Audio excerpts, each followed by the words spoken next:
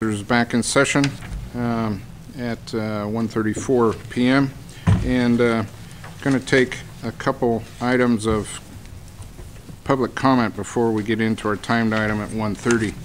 So at this point, I have two public comment cards. First one being Dina Ortiz, and second one being Jacqueline Carvalho. And please keep your comments to 3 minutes. At 2.5 minutes, the clerk will wave a card to give you a notice that your time's running short. And at 3 minutes, I'll allow you to finish your sentence, but please finish up at 3 minutes. Thank you. Thank you. Well, good afternoon, Board of Supervisors. I'm here again today to ask at least one of you to reconsider your vote for the increase in the employees' health care premium. That is, to rescind your vote. As you know, staff will, maybe you don't know, staff will be paying 28% to 78% increase in their premiums. This will wipe out the increases in the cost of living that we have received. Consequences of this increase is in the increase in the premium is that some county employees will go back on Medi-Cal.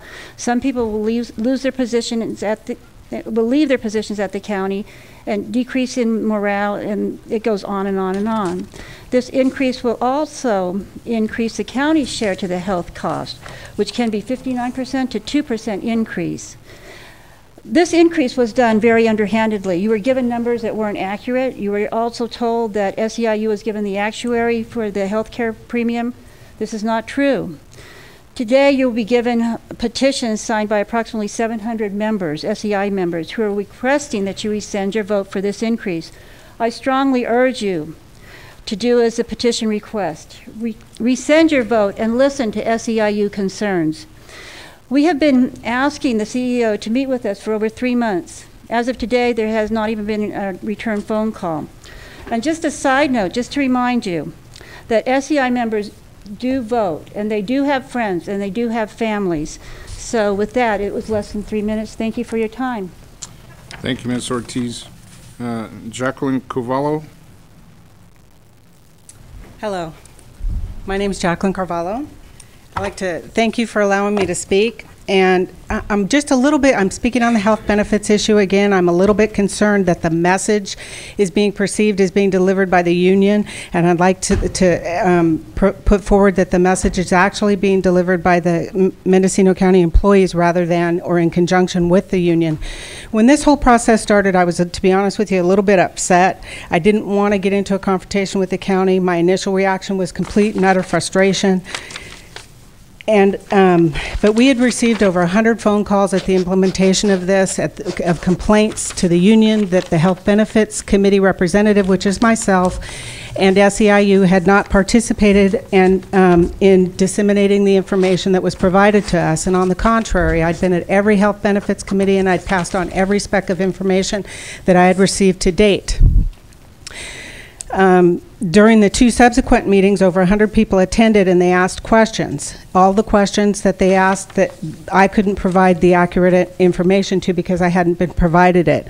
All the people understood overwhelmingly about the decision to implement the correction of the 75-25% increase, but there were a couple things that didn't occur. One of them was that the meet and confer process, as outlined in Article 11, Health and Welfare Benefits in our contract, section B1B, said that if there's an increase of more than 16%, that there would be a meet and confer.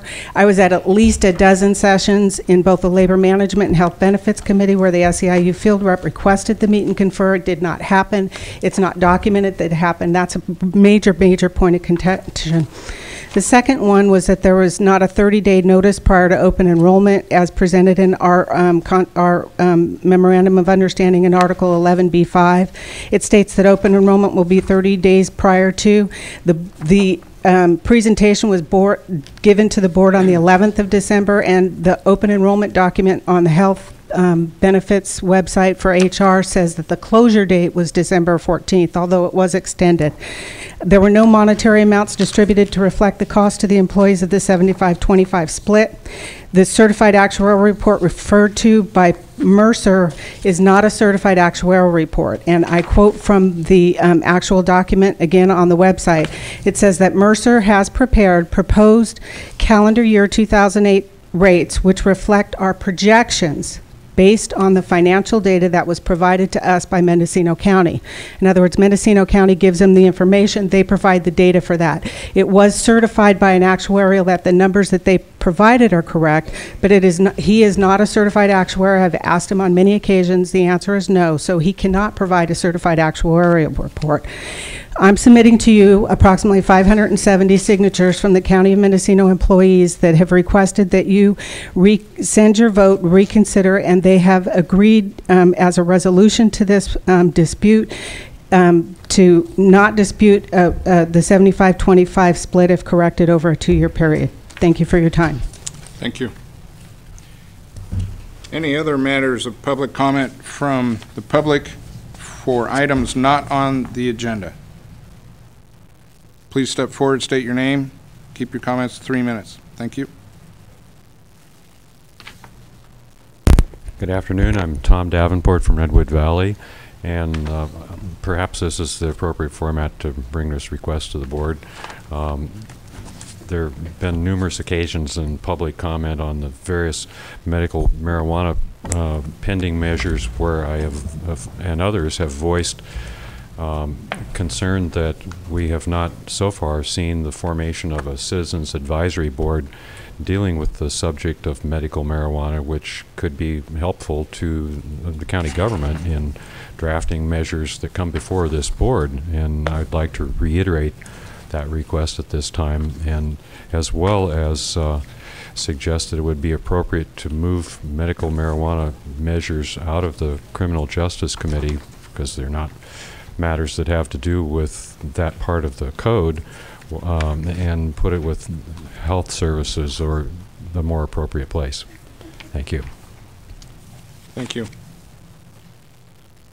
Any additional public comment on items not on today's agenda? Okay. Seeing none, let's move to the timed item for 1:30 p.m. Discussion, possible action, including introduction and waiving of the reading of marijuana dispensary ordinance, adding chapter 9.30 to title 9 of the Mendocino County Code.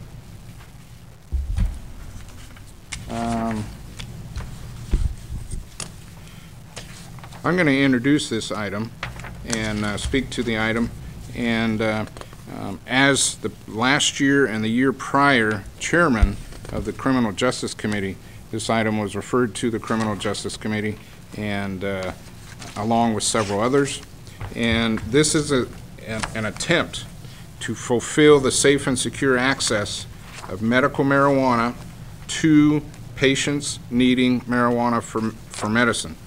Now, as you know, in the last recent several weeks, we've had a history of taking up marijuana-related items.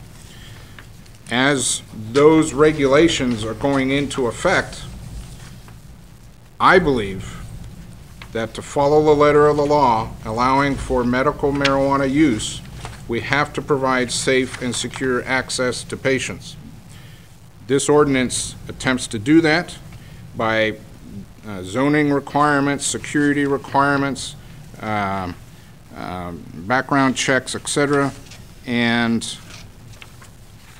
provides for that safe and secure access. It's been in committee for quite a few months. I don't know exactly how many, but it's been revised, bannered back and forth, and the history of the ordinance, maybe my fellow supervisor can fulfill my memory, but I believe it was a split vote to bring it to the board, myself in support of the ordinance, and Supervisor Delbar, I believe, being opposed. I'm not sure. Actually, Mr. Chairman, there were two ordinances that are before us today, two options. I think we both supported bringing both options forward. Okay.